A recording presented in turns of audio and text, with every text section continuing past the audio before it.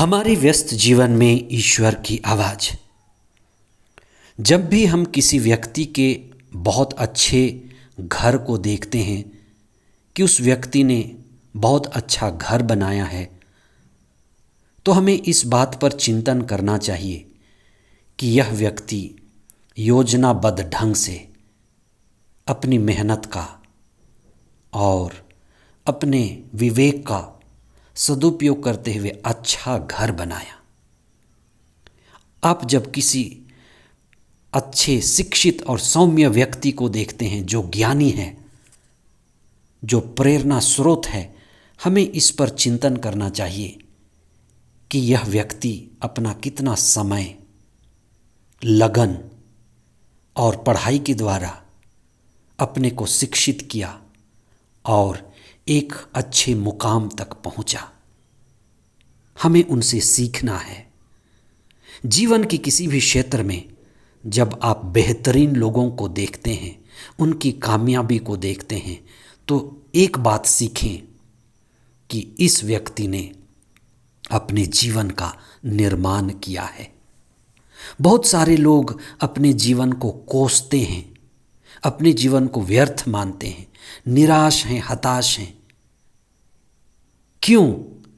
इसलिए क्योंकि वे अपने जीवन से बहुत अधिक आशा करते हैं, अपेक्षा करते हैं, अभिलाषा करते हैं, पर यह भूल जाते हैं कि जीवन रेडीमेड नहीं मिलता, जीवन का निर्माण करना होता है।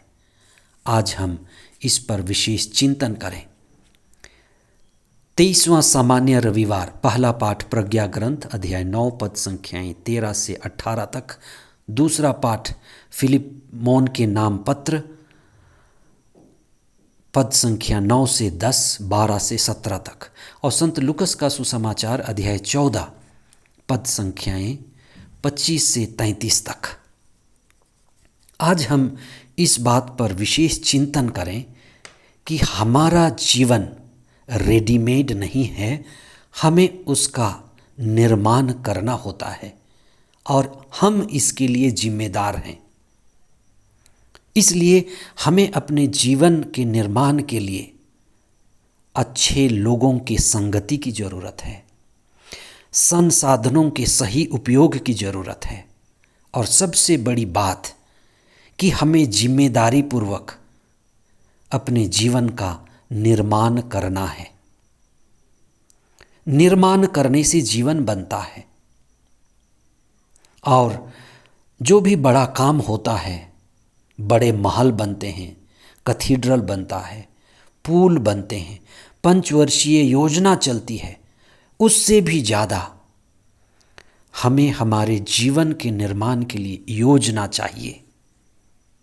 बहुत सारे लोग, आज के सुसमाचार में आप सुनेंगे कि बहुत सारे लोग ईसा के पीछे चल रहे थे। एक बड़ी भीड़ उनके पीछे आ रही थी और भीड़ चाहती थी कि सभी ईसा के शिष्य बने। इसीलिए ईसा ने जीवन निर्माण की शिक्षा दी। आज के सुसमाचार में आप स्वयं के जीवन निर्माण के लिए शिक्षा ग्रहण करें। अगर आपके पास बच्चे हैं, आपके परिवार में युवक युवतियां हैं, तो आप उनको भी जीवन निर्माण की शिक्षा के बारे में बताएं।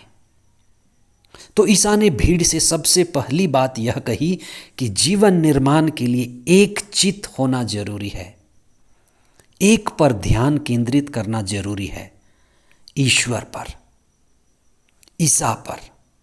इसलिए ईसा ने स्पष्ट शब्दों में कहा, माता को, पिता को, परिवार को, रिश्तेदारों को दूसरा स्थान दो, पहले ईश्वर को। एक चित्त। हमारी समस्या क्या है? दो चित्त और बहुचित्त। इसी से हमारा जीवन बर्बाद होता है। ईसा ने दो बहुत महत्वपूर्ण उदाहरण दिए जिसे आप अपने जीवन के निर्माण में सदुपयोग कर सकते हैं। ईसा ने पहली बात कही कि हमारा जीवन वैसे ही है जैसे एक व्यक्ति मीनार का निर्माण करता है। यहाँ मीनार का निर्माण मतलब एक ऊंचाई। किसकी ऊंचाई? चेतना की ऊंचाई। हर एक व्यक्ति इस धरती पर है एक चेतना के मीनार के निर्माण के लिए। आज आपको पूछना है कि मेरे चेतना का मीनार कितना उठा है। इसलिए जो लागत आती है, हमें धन का संचय करना है, समय का आकलन करना है, हिसाब किताब लगाना है और योजनाबद्ध ढंग से जीवन का निर्माण करना है। हर एक व्यक्ति किसी विशेष कार्य को करने के लिए बुलाया गया है, इसीलिए हम बुलाहट कहते हैं। और जब ईश्वर हमें बुलाहट देता है, विशेष काम देता है, तो हमें उसके लिए प्रशिक्षित होना है और उस क्षेत्र में चेतना को बढ़ाना है। जब तक ईश्वर ना मिले, सतत मीनार निर्माण की तरह, मीनार के चेतना की ऊंचाई की तरह बढ़ते जाना है। दूसरी बात, ईसा ने कहा कि हमारा जीवन, इस धरती पर हमारा जीवन युद्ध भूमि की तरह है। जैसे एक राजा युद्ध के लिए तैयार रहता है और जब विरोधी सेना से लड़ने जाता है तो ये हिसाब लगाता है कि क्या उसके पास विरोधी सेना से लड़ने की क्षमता है, संख्या है, ताकत है, और उसका वह आंकलन करता है। हम अपने जीवन के निर्माण के लिए अपने शक्तियों का पूर्ण सदुपयोग करें, जीवन का पूर्ण समर्पण करें और जिम्मेदारी लें। आज हम अपने आप से पूछें कि मैंने अपने जीवन निर्माण के लिए कितना समय, धन निवेश किया है। आप अपने बच्चों के जीवन के लिए भी ये सवाल पूछें कि मेरे बच्चे कितना अपना समय, अपना विश्वास, अपना धन निर्माण में लगा रहे हैं। जीवन निर्माण हमारी प्राथमिकता होनी है और आत्मा में जीवन निर्माण, ईश्वर में जीवन निर्माण, विश्वास में जीवन निर्माण, ईसा की शिक्षा में जीवन निर्माण। आज के पहले पाठ में प्रज्ञा ग्रंथ कहता है कि अगर हम अचेत रहे तो जो शरीर अचेत है हमारी सारी ऊर्जा को ले लेता है। संसार अचेत है, पृथ्वी अचेत है, सारी ऊर्जा को ले लेती है। इसलिए हमें प्रज्ञा चाहिए, प्रज्ञा ग्रंथ पढ़ना है, आत्मा केंद्रित जीवन बिताना है और हमें मुक्ति के लिए अपने ऊर्जा को, विवेक को प्रयोग करना है। आज के दूसरे पाठ में संत पौलुस ने फिलमोन को पत्र लिखकर यह कहा है कि असली मसीही पहचान क्या है। ओनेसिमुस नामक दास जो पौलुस को बंदी गृह में बड़ा सहयोगी बनकर, सेवक बनकर, एक साथी के रूप में मिला था, पौलुस उसे फिलिमोन के पास भेजते हैं।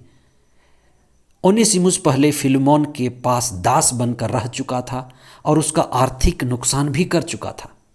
फिर भी संत पौलुस इस बात को जानते हुए कि ओनेसिमुस अब बदल गया है, उसका हृदय परिवर्तन हो गया है, फिलिमोन से आग्रह करते हैं कि फिलिमोन उस दास को माफ़ करे और दास की तरह नहीं लेकिन अपने ही भाई की तरह रखे। मसीही जीवन में यह एक उदाहरण बनेगा कि कोई हमारा दास नहीं, दुश्मन नहीं। अगर उसका हृदय परिवर्तन हुआ है, जीवन बदला है, तो हमें उसको अपने भाई की तरह ही स्वीकार करना है। इसी तरह हमें स्वयं का निर्माण करना है, परिवारों का निर्माण करना है, सामाजिक रिश्तों का निर्माण करना है और ईश्वर के राज्य का निर्माण करना है। इसलिए आप कुछ समय मौन होकर अपना समय, अपना ध्यान और अपनी योजना प्रभु की ओर लगाएं और अपने जीवन के बेहतर होने के लिए सतत प्रयत्न करें। आमीन।